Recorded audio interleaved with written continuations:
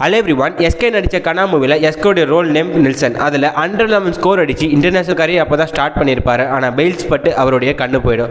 111 எப்போவுமே ஒரு அன்லக்கி நம்பராகவே பார்க்குறாங்க. ஏன் நம்ம நாமம் சொல்கிறதும் ஒரு 111 தான் வருது.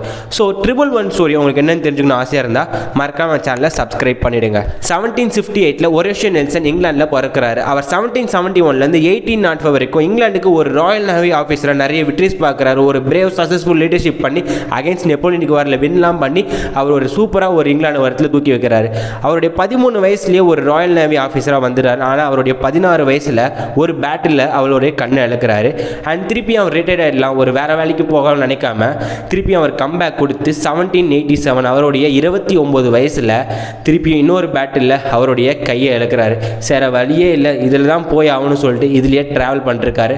அவருக்கு 1805 அதாவது 47 வயசில் நெஞ்சில் குண்டடிப்பட்டு அவர் உயிரிழக்கிறாரு.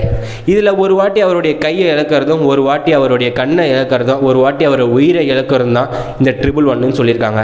இது ஒரு டிஃபிட்டிங், அவ்வளோதான், கதை முடிஞ்சிச்சு அப்படின்னு நினச்சிட்டு இருக்காங்க இந்த நம்பருக்கு. ஆனால் இந்த நம்பர் அப்படி இல்லை. நீ எத்தனை வாட்டி தோத்தாலும் திருப்பி எந்திரிச்சு வருவேன், திருப்பியும் தோப்பேன், ஆனால் எந்திரிச்சு வருவேன், எனக்கு முடிவே இல்லைன்னு சொல்லிட்டு என்னுடைய உயிர் போகிற வரைக்கும் போராடுவேன்னு சொல்கிறது தான் இந்த 111. உங்களை யார் உங்கள் லைஃப்பில் இன்ஸ்பயர் பண்ணான்னு சொல்லிட்டு கமெண்ட்டில் மென்ஷன் பண்ணுங்கள். இது மாதிரி உங்கள் சக்ஸஸ்ஃபுல் வீடியோ வேணுன்னா மறக்காமல் சப்ஸ்கிரைப் பண்ணுங்கள்.